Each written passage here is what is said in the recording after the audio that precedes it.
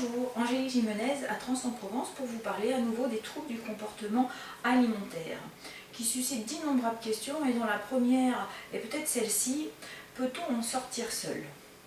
J'aimerais vraiment vous répondre que oui. Peut-être que certaines personnes auront fait cette expérience et dans ce cas-là, je les félicite, mais la plupart du temps, quand nous nous apercevons que la personne souffre d'un trouble du comportement alimentaire, la maladie, je dis bien la maladie, est déjà installée.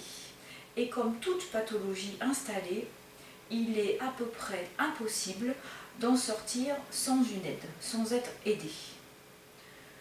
Ce qui est finalement de compréhension courante, la plupart des gens, quand ils sont malades, acceptent d'être soignés. Étrangement, dans les troubles du comportement alimentaire et les addictions, les gens pensent que peut-être, à force de beaucoup de volonté, vraiment en y mettant du sien, on pourrait en sortir.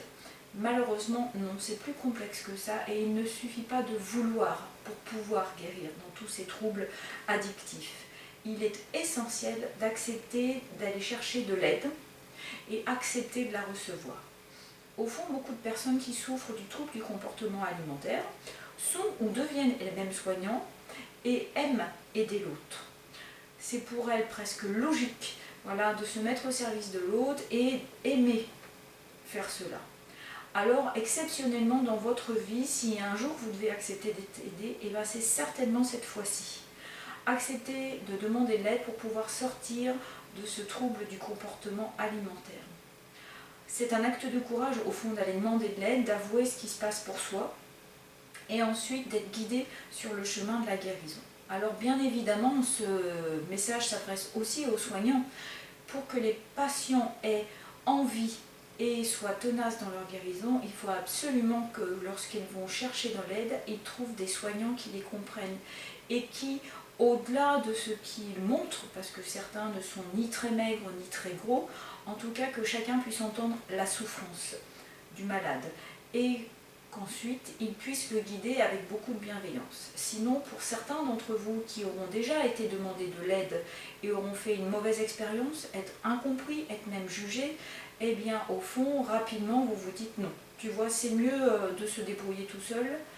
Eh bien je vous confirme que non. L'essentiel est de trouver les bons soignants, les gens qui sauront vous accompagner avec de la bienveillance, de la compétence et de la solidité.